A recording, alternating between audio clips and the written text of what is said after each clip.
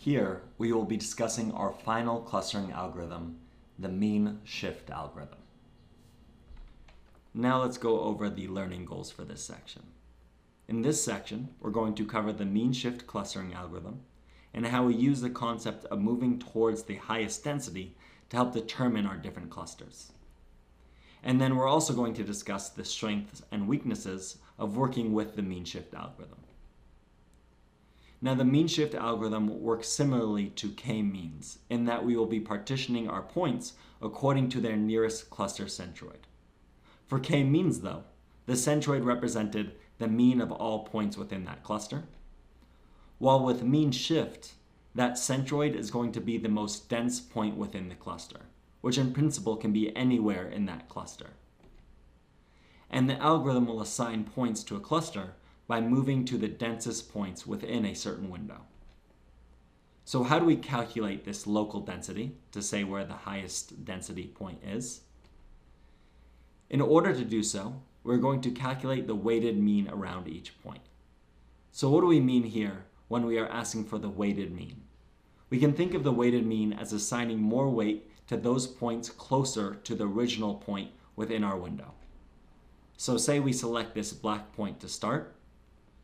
We calculate the weighted mean in the local neighborhood, or within this window, this pink square, and it would find that the densest point, given the weighted mean, would be here in pink. And note on the side that the new mean does not have to be at a data point and can be somewhere else within this window. So how do we go about using this to create our different clusters? So the steps are going to be that you choose a point and a window. So we saw that window size, start at a random point. We calculate that weighted mean within that window, and then we shift the centroid of the window to the new mean. So we shift that square so it's now perfectly around that new weighted mean that we just found, that new denser point. We then continuously repeat steps 2 and 3 until convergence, until there's no shift, meaning that we have reached the local density maximum, and we'll call this the mode, so when the mode is reached. And then we repeat steps 1 through 4 for all data points, until finally data points that lead to the same mode will all be grouped together in that same cluster. So let's visualize how this is done in practice. So let's visualize how this actually works in practice. So we start with a centroid at a given point, and then given that window, we sample that local density, and then we follow the gradient towards the denser direction. So we keep moving towards the highest density. So we keep reclaiming where that densest point is, and we create our new window around it. And we see we move along each one of our data points until ultimately we find that local density maximum and we stop there. We can do this again, starting at another point. We can sample the local density, and again, follow that gradient towards the denser direction. And we see that we move along towards that densest direction, and again, we end up finding that same local maximum, so we would assign those both to the same cluster. We can do this again starting at another point, this time starting further away, at a point that will probably lie outside of this cluster. We sample that local density and follow the gradient towards the denser direction. And you see that it moves along as we move towards that denser direction, and then it finds that local density maximum and stops there.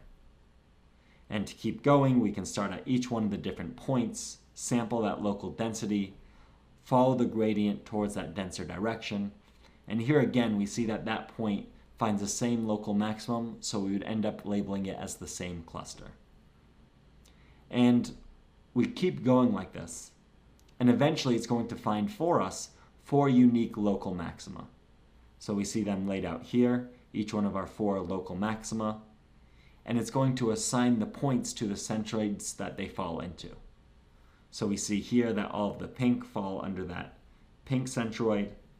We see all of the teal values falling next to that teal centroid, and all of the blue values falling under that blue centroid. And now we have as well the purple with its purple centroid, and we have our 4 different clusters. And no cluster numbers needed. or any distance parameters need to be defined. It's just going to move towards that densest direction and figure out those clusters for us. Now let's hone in a bit into what we mean here by this weighted mean. That mean that we keep moving towards as we get higher and higher density. So that new mean is going to be calculated using the sum over points within the window, and we see this in both the numerator and the denominator. We're also going to have this weighting or this kernel function that's going to allow us to give a certain weight according to how far each one of these different points are from the previous mean. And we see that in the numerator, we weight this according to each point. So we're going to weight that and then take the distance of that point, and those that have a higher distance or a lower distance will have a higher weight. And a common kernel that's used is going to be the RBF kernel, which is going to be similar to your Gaussian kernel, giving more weight again to those values that are closer and less weight according to the normal distribution for those values that are further away. Now let's talk about some strengths and weaknesses of working with a mean shift. The mean shift is model free. It does not assume the number or the shape of each one of our clusters. So that's going to be a pro that we didn't see when we worked with something like k-means. We can use just one parameter. We don't have to tune over more than one parameter like we did with dbScan, that parameter being the window size or the bandwidth. And it will be robust to outliers. We have that window size and it won't be affected, and it can have those outliers outside of each one of our different clusters. Some weaknesses. The results will heavily depend on our window size. So it's going to depend on the bandwidths that we choose. And selection of that window, of that bandwidth, is not going to be an easy thing to decipher in general. And also, finally, it can be slow to implement.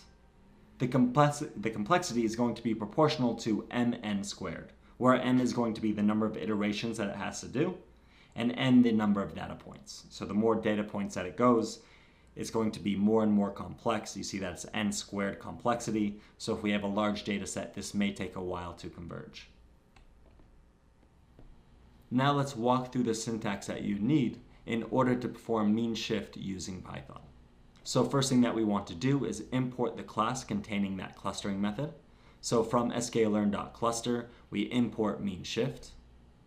We then create an instance of this class, setting ms equal to mean shift, and we pass in our parameter bandwidth equals 2. So again, our window here will be equal to 2. And then we fit the instance on the data, and we can use that to predict clusters for new data. So we call ms, that instance of our class, dot fit on x1, so it finds our clusters using x1. And then we can call ms.predict on x2 to see which clusters they fall under given the new data.